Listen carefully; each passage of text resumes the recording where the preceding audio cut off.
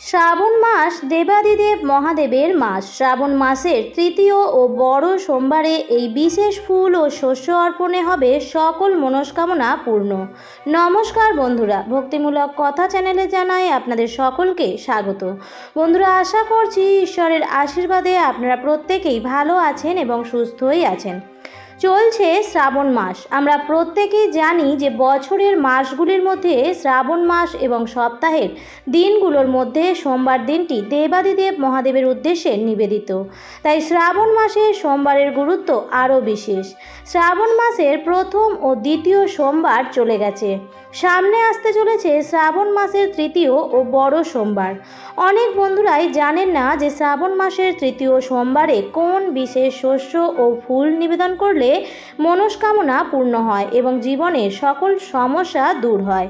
আজকের পর্বে এই বিষয়েই আলোচনা করব, তাই বন্ধুরা ভিডিওটি স্কিপ না করে শেষ পর্যন্ত দেখবেন এবং দেখার পর যদি ভালো লাগে তাহলে অবশ্যই ভিডিওটিতে লাইক করবেন এবং কমেন্টসে লিখবেন হর হর মহাদেব। এবং বন্ধুরা ভিডিওটি অবশ্যই আপনাদের নিকট আত্মীয় স্বজন ও বন্ধু বান্ধবদের মধ্যে শেয়ার করে দেবেন, যাতে সবাই এই ভিডিওটি পেয়ে কিছুটা হলেও উপকৃত হতে পারে। চলুন বন্ধুরা, আসা যাক মূল পর্বে। শ্রাবণ মাসে ভক্ত এবং ভগবানের মাঝের দূরত্ব কমে যায়। মনে করা হয় শ্রাবণ মাসে দেবাদিদেব মহাদেব এবং মাতা পার্বতী কৈলাস পর্বত ছেড়ে মর্তধামে বিচরণ করেন এবং ভক্তদের সকল মনস্কামনাও পূর্ণ করেন। তাই তো শ্রাবণ মাসের জন্য মহাদেবের ভক্তরা সারা বছর অপেক্ষা করে থাকেন। আর সেই কারণেই শ্রাবণ মাস পড়তেই দূর দূরান্ত থেকে বহু ভক্তরা কাঁধে বাঁক নিয়ে শত কষ্ট সহ্য করেও খালি পায়ে হেঁটে বাবার মাথায় জল ঢালতে আসেন। মনে করা হয় শ্রাবণ মাসে বাবার নামে উপোস রেখে ভক্তি ও নিষ্ঠা সহকারে বাবার পুজো যদি করা যায় তাহলে দেবাদিদেব মহাদেব এবং মাতা পার্বতী ভক্তদের ডাকে সাড়া না দিয়ে পারেন না এবং কাঙ্ক্ষিত ফল লাভের ইচ্ছায় দেবাদিদেব মহাদেবের অভিষেক করে থাকেন বিভিন্ন উপাচার সহযোগে। তাই এই শ্রাবণ মাসেই দেবাদিদেব মহাদেবের রুদ্রাভিষেকও হয়। অনেকেই দুধ, দই, ঘি, মধু, শর্করা অর্থাৎ চিনি এই 5টি সামগ্রী একত্রে মিশিয়ে পঞ্চামৃত তৈরি করে দেবাদিদেব মহাদেবের অভিষেক করে থাকেন। মনে করা হয় শ্রাবণ মাসেই সমুদ্র মন্থনের ঘটনা ঘটেছিল। সমুদ্র থেকে উত্থিত হলাহল পান করে দেবাদিদেব মহাদেব হয়েছিলেন নীলকণ্ঠ এবং বিষের প্রভাবে তার সমগ্র শরীর শীতল হয়ে গিয়েছিল।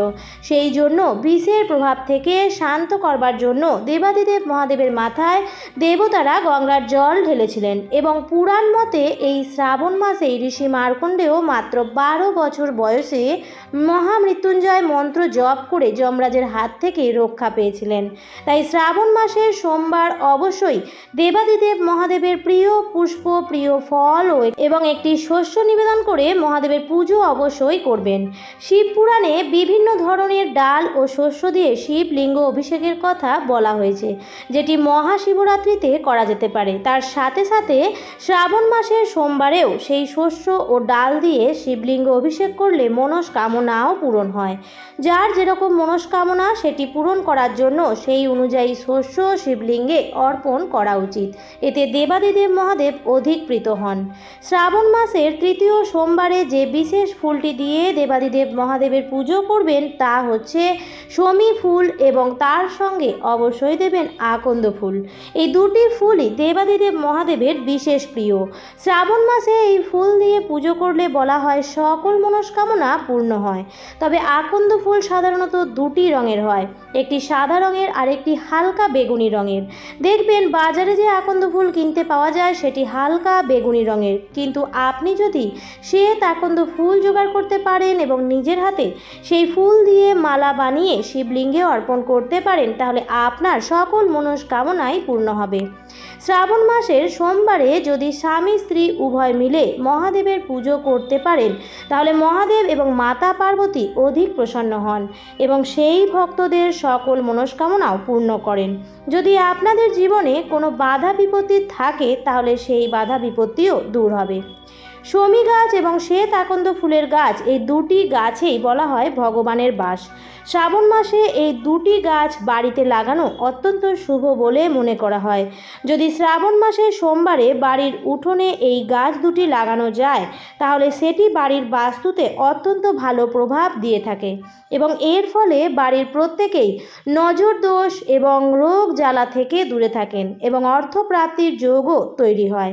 এবং এই গাছ দুটি থেকে যে ফুল হবে সেই ফুল দিয়ে আপনারা বাড়িতে শিব পূজাও করতে পারেন। বাবার প্রিয় ফুলের সংখ্যা নেহাতই কম নয়। শ্বেত আকন্দ, হলুদ কলকে, ধুতুরা, নীলকণ্ঠ, শমী ফুল মহাদেবের বিশেষ প্রিয়। তবে বাবার সর্বাধিক প্রিয় যে ফুলটি সেটি হচ্ছে বেল গাছের ফুল। তবে এই ফুলটি কিন্তু সুগন্ধি সাদা বেলি ফুল কিন্তু নয়।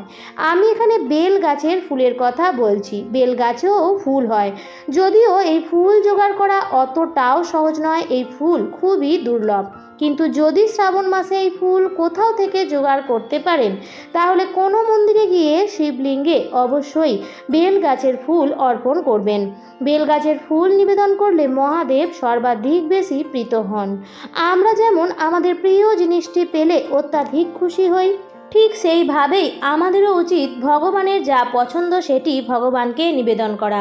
তাই মহাদেবের পছন্দের যদি বেল গাছের ফুল মহাদেবকে নিবেদন করা যায় তাহলে মহাদেবের আশীর্বাদ ভক্তের ওপর সারা বছর বর্ষিত হতে থাকে। কিন্তু যদি সেই ফুল জোগাড় করা না যায় তাহলেও মন খারাপ করবেন না। মহাদেবের প্রিয় আরও বাকি যে ফুলগুলি আছে সেই ফুলগুলো দিয়েই অবশ্যই পুজো করে মহাদেবকে সন্তুষ্ট করার চেষ্টা করুন, মনস্কামনা পূর্ণ হবে। এবার আসবো শস্য প্রসঙ্গে। শ্রাবণ মাসের তৃতীয় বড় সোমবারে শিবলিঙ্গে অর্পণ করুন কালো তিল। পূজা অর্চনায় কালো তিল বিশেষভাবে গুরুত্বপূর্ণ। শ্রাবণ মাসে শিবকে কালো তিল অর্পণ করলে অথবা জলে কালো তিল দিয়ে অভিষেক করলে খারাপ সময় কাটিয়ে উঠতে পারবেন।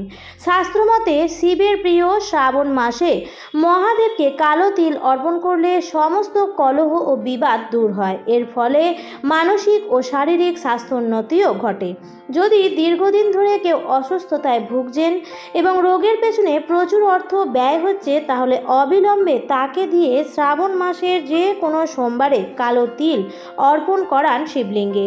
আপনারা শ্রাবণ মাসে শিবলিঙ্গে কালো তিল শুধু অর্পণ করতে পারেন অথবা গঙ্গা জলে মিশিয়েও অর্পণ করতে পারেন, অথবা আপনারা পঞ্চামৃত বানিয়ে তার মধ্যে সিদ্ধি পাতা এবং কালো তিল মিশিয়েও অর্পণ করতে পারেন।